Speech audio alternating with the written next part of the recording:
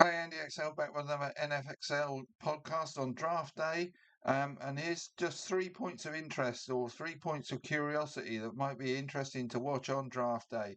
So, first of all, will the Raiders trade that first pick away? I know nobody's thinking that can happen, and I've expanded the view that they probably should do it. It would be more beneficial for them long term. Um, but it'll be intriguing to see whether anybody from like the likes of the other quarterback needy teams, Arizona, Cleveland, Pittsburgh, make any type of move to try and get that first overall pick and take Fernando Mendoza. So that'll be one of the first thing we'll be looking for on draft day.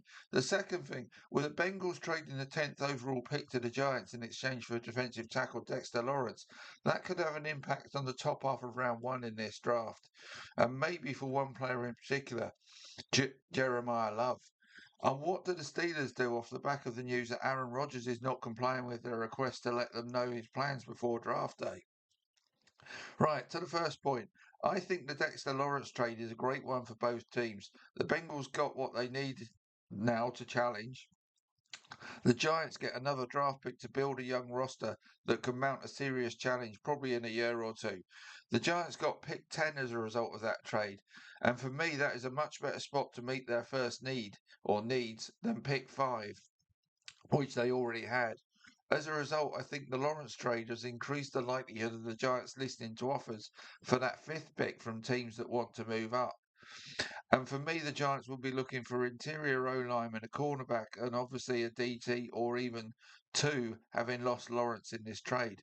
But pick 5 looks too early to address any of those positional needs, whereas 10 is a really good spot to consider Spencer Fano at guard, Mansour Delaney, or Jermud McCoy at cornerback. That is why I really love this trade from a Giants point of view, as it positions them really well to address one of their biggest needs.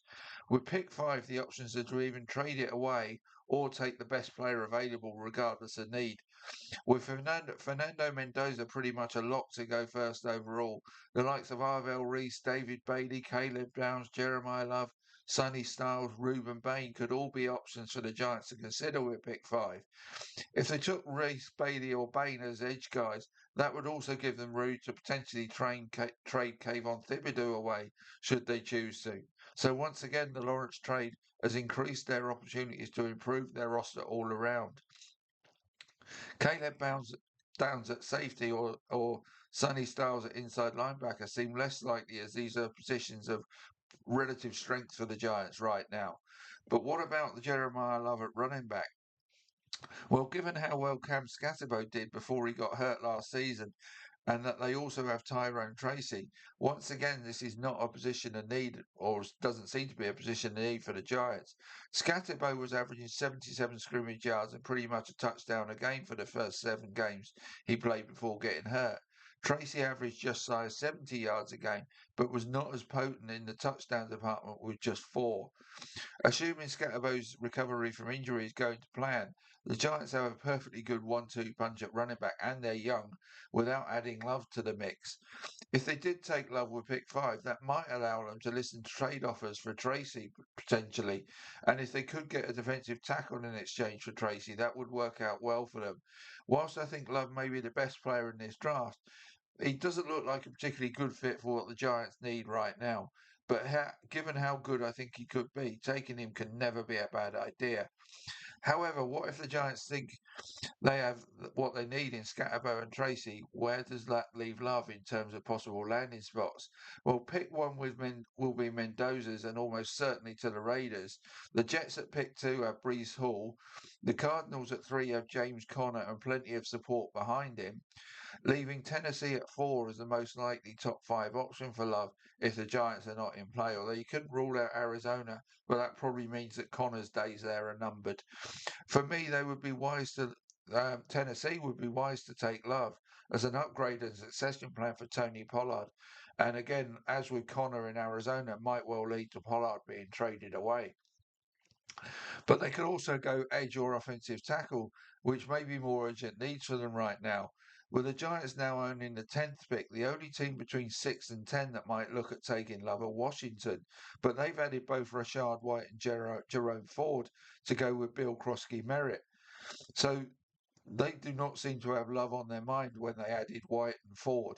So unless a team trades up into the top 10 to select Love, then his possible top 10 landing spots are reduced as a result of the Bengals Giants Lawrence deal, as I thought the Bengals would seriously consider Love at pick 10 if he had fallen to them. I know they've got Chase Brown, but as I've said with regard to the other ones, he's just so good you've got to take him. If he fell to 10, he's a steal.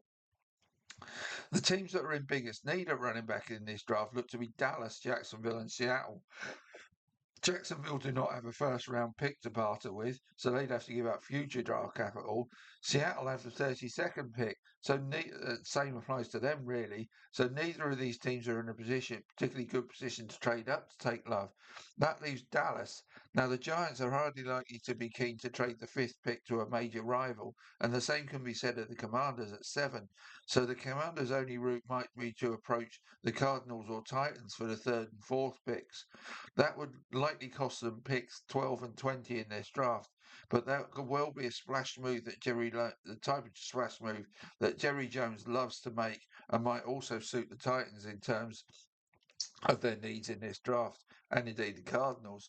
But in a sideways manner, this trade has opened up the potential for Jeremiah Love to slide into the middle of round 1 and out of the top 10 picks.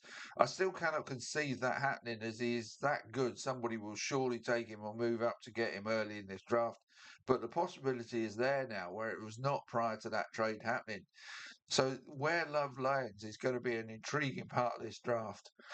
The other one that I'm watching is what the Steelers do with pick 21 as a result of the Aaron Rodgers annual waiting game continuing against their express wish to have a resolution pre-draft. Do they take the plunge on a quarterback, probably Ty Simpson at pick 21? Carson Beck might be another one that's a sneaky look at that. Or draft as if they're expecting Rodgers to return. I think they will draft as if they still expect Rodgers to come back. After all, what are the alternatives? Simpson may become a Steeler in this draft, but for me, round 1 is too early to take him. Alternatives could be to trade for the likes of Mac Jones or Anthony Richardson to go with Simpson in a quarterback competition, or Carson Beck, as I've mentioned. Doing so would effectively take Rodgers out of the equation for the Steelers. That might well get the interest of a team like Arizona in regard to going after Rodgers. We may not find out during the draft what the Steelers' final plans are here, even if they do add Simpson or another quarterback in this draft, as that quarterback is unlikely to be their primary starting option in 2026. But it's going to be intriguing to see how the Steelers go about this now, and any news of a trade for an existing NFL quarterback that surfaces in the coming days would effectively be the Steelers calling time on Aaron Rodgers. So there's 3 interesting things to look out for on day 1, and I'm getting all keyed up for it now. And I'll be back on day 2 to look at the potential day 2 candidates for you on my big board. I'll take it basically from number 33, the best player left, down to 200 on my big board, to give you an idea of all the players that are likely to go on day 2 and what chance they've got of going on day 2. And as I've said before, my big boards are more accurate than anybody else's, and I challenge anybody to prove me wrong on that one. But we'll see how this year comes round. I know that's been the case for the last 3 years. So that's it for me for now. Enjoy draft day, and I'll see you tomorrow.